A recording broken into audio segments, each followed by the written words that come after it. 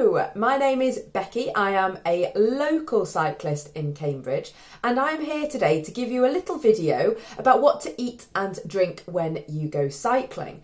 Now, a lot of us have picked up cycling over lockdown, and now that the weather's getting better, we want to go a little bit further, and this may be a new time for us in terms of how long we're out for on our bikes.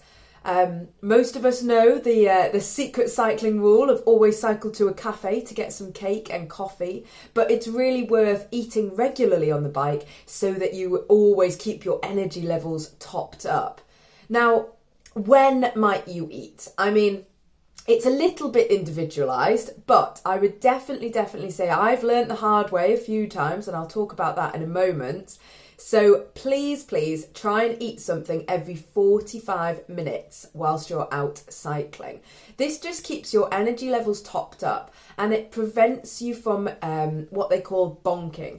So bonking is when your blood glucose levels drop that little bit too much and you actually really put yourself at risk of crashing the bike and it being very unsafe, because if you're not alert enough to be able to really hold the bike and hold the control of the bike, then you are at risk of, even just coming over a pothole a bit weirdly, and that can make you fall off. And as I said, that has happened to me.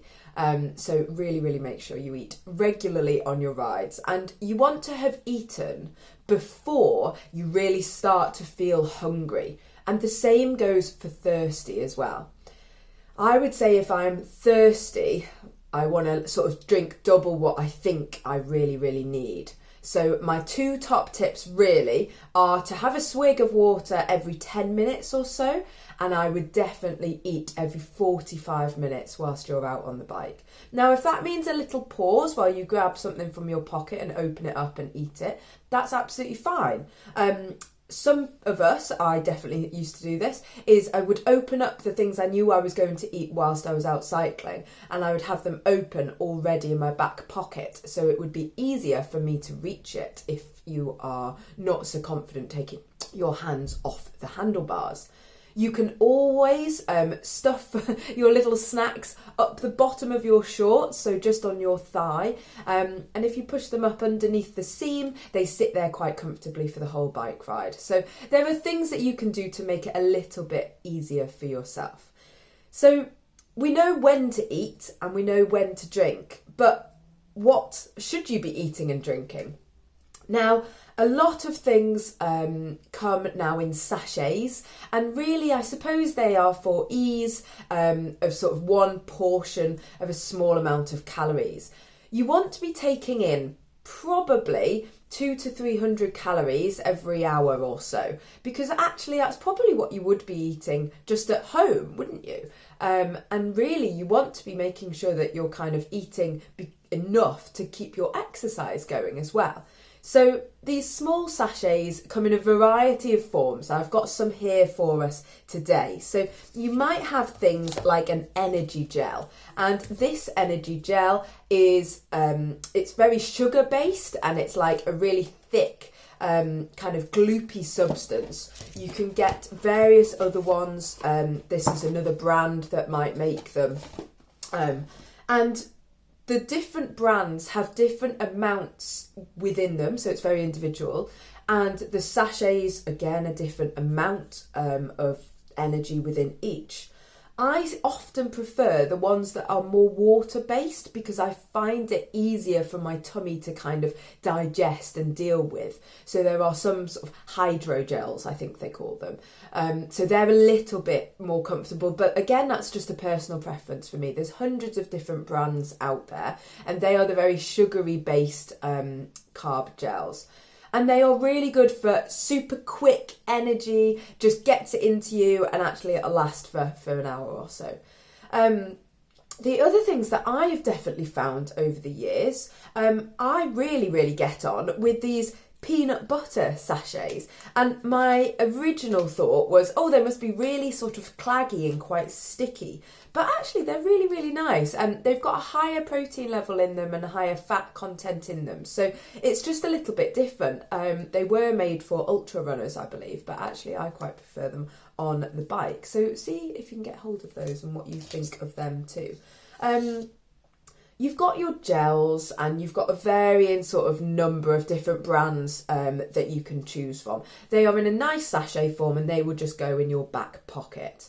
But this doesn't stop you from taking real food out. I know a lot of people, when we've been riding for a long time, actually you don't want anything sugary and it can make you feel a bit naff. So even, just a basic flapjack wrapped up in a little bit of foil is really good. I often use like the little peanut kind of bars or even a Twix variation. They're quite nice because they're quite sort of easy to eat, I suppose. What I would say is when you're eating, make sure you keep your hydration up at the same time. Help kind of wash it down so it doesn't sit too high up. They are my sort of top things that I would definitely be eating on the bike. And I definitely would say if you're out for a very, very long time, more than a few hours, see if you can stop and have a hot drink as well, because that will definitely keep the body kind of pepped up. And we know if you're having something like coffee or tea, that caffeine works absolute wonders for performance in sports. So hopefully you can benefit from that too. Now, the other thing I'm talking about is fluids and hydration. And we are thinking about not just water, but we want to replace our electrolytes. You can get variations in little tablets that you put into your water, and then that will obviously just sit in your bottle cage and you can take a swig from that regularly. So you're replacing everything that you are losing when you are sweating. Some of the tablets also have caffeine in them as well. They can be helpful if you do just think, I want a little pep up. I sometimes use those in racing, but again, those variations with the tablets can often be a little bit too much. So if I'm going out for a very, very long bike ride, I might carry something with my tablet in the water, so something quite sweet and with my electrolytes in it, but I might also carry a bottle of water as well in my other bottle cage, and that can really help just sort of swig everything down and sort of neutralise the body, I suppose. They are my top tips for what to take with you when you are cycling and how to eat and drink. My main things for you to take from this is to eat more regularly than you think you need it. So every 45 minutes or so on the bike, and make sure you're drinking, have a swig of water every sort of 10 minutes or so, particularly as the weather gets a little bit better. Anyway, go and have a try with some of those. Remember, anything that you've made at home as well is fantastic. Just take those with you. I don't want you going out and spending a fortune on all of these different branded things. But do just have a go and see what sort of suits you and your body. And I will see you out on the road soon. Thank you very much.